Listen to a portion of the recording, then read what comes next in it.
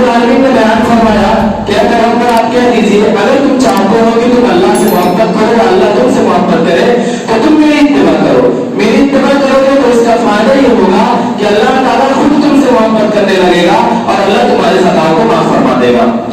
ہمارے معاشرے کے اندر جو دین کے اندر نئی چیز ایجاد کی جاتی ہے اس کو بدعت حسنہ کا نام دے کر کے لوگوں کو گمراہ کیا جاتا ہے. تو آج کے ہمارے درس کا عنوان یہی ہوگا بدعت حسنہ کی حیثیت اسلام کی نظر میں کیا ہے.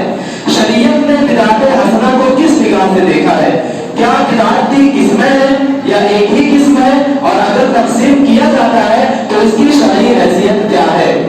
اللہ کے نبی جناب محمد رسول اللہ صلی اللہ علیہ وسلم نے دو لفظوں میں بیان فرما دیا کہ ہر بدعت گمراہی ہے اور ہر گمراہی جہنم میں لے کر جانے والی ہے. ایک نہیں اس پر کئی حدیث نبی مکرم صلی اللہ علیہ وسلم کی موجود ہے. لیکن اس کے باوجود بھی اگر امت کو بہکانے کی کوشش کی جاتی ہے تو آئیے ہم دیکھتے ہیں کہ اسلاف نے ہمارے سلف جو ہم سے پہلے گزر چکے ہیں محدثین نے مفسرین نے بدعت حسنہ کو لے کر کے لوگوں کو کیا پیغام دیا ہے. سب سے پہلے ہم دیکھتے ہیں امام المحدثین سفیان ثوری رحمۃ اللہ علیہ. سفیان ثوری رحمۃ اللہ علیہ بیان فرماتے ہیں کہتے ہیں البدعۃ احب الی ابلیس من المعصیۃ لان المعصیۃ یضاع والبدعۃ لا یضاع. انہوں نے بیان فرمایا ہے کہ بدعت جو ہے بدعت کی کباہت کے متعلق انہوں نے بیان کیا کہا بدعت ابلیس کے نزدیک گناہ کبیرہ معصیت سے بھی زیادہ پسندیدہ ہے. بدعت ابلیس کو زیادہ محبوب ہے بالمقابل بڑے گناہوں سے. یعنی آپ جھوٹ بولو چوری کرے زنا کرے ڈاکہ ڈالے یہ ابلیس کو زیادہ پسند نہیں ہے.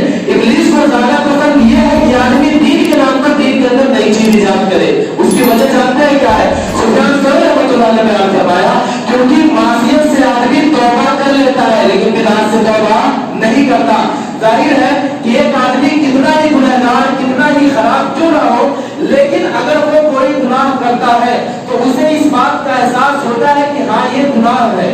اور جب آدمی کسی غلط کام کو غلط سمجھے گا تو ظاہر ہے توبہ کی امید بھی باقی ہے. یہ آدمی جب غلط سمجھ رہا ہے تو توبہ کر سکتا ہے.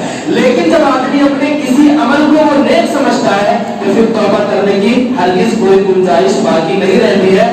اس لیے ابلیس کو بدعت زیادہ پسند ہے. اب آتے ہیں بدعت حسنہ کی طرف. اس کے متعلق امام مالک رحمۃ اللہ علیہ کا بیان ہے.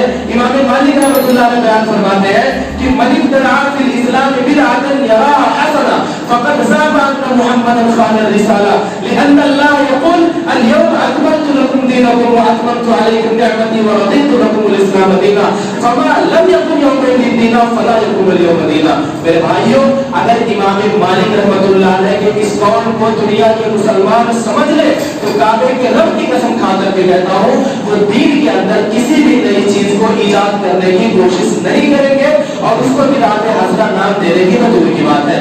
امام مالک رحمۃ اللہ علیہ بیان فرماتے ہیں کہ جس نے دین کے اندر نئی چیز کو ایجاد کیا اور اس کے بعد اس کو بدعت حسنہ کہا نئی چیز ایجاد کیا اس کو حسنہ کا نام دیا تو انہوں نے بیان فرمایا کہ ایسا شخص اللہ کے نبی صلی اللہ علیہ وسلم پر الزام لگاتا ہے اللہ رب العالمین کے پیارے پیغمبر پر الزام لگاتا ہے نبی مکرم صلی اللہ علیہ وسلم پر تہمت لگاتا ہے کہ آپ نے رسالت کو پہنچانے میں خیانت کی ہے. نعوذ باللہ من ذالک. کیوں؟ کیونکہ اللہ رب العالمین بیان فرماتا ہے لوگوں آج کے دن میں نے تمہارے دین کو مکمل کر دیا ہے. اللہ رب العالمین نے یہ فرمان حجۃ الوداع کے موقع پر نازل کیا کہ ہم نے تمہارے لیے دین کو مکمل کر دیا. امام مالک اس آیت کو پڑھنے کے بعد بیان فرماتے ہیں کہ جو اس دن دین نہیں تھا یعنی نبی مکرم صلی اللہ علیہ وسلم کے دور میں جو چیز دین نہیں تھا آج وہ دین نہیں ہو سکتا ہے.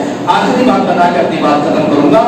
بدعت حسنہ کے متعلق خلیفہ ثانی عمر بن خطاب رضی اللہ تعالیٰ عنہ کے پیارے بیٹے حضرت عبداللہ بیان فرماتے ہیں عبداللہ ابن عمر بیان فرماتے ہیں کہ کل بدعت ضلالہ وان رآها الناس حسنہ. کہا لوگوں ساری بدعتیں گمراہیت کی طرف لے کر کے جاتی ہیں ساری بدعتیں ضلالت ہیں گرچہ لوگ اسے حسنہ تصور کریں.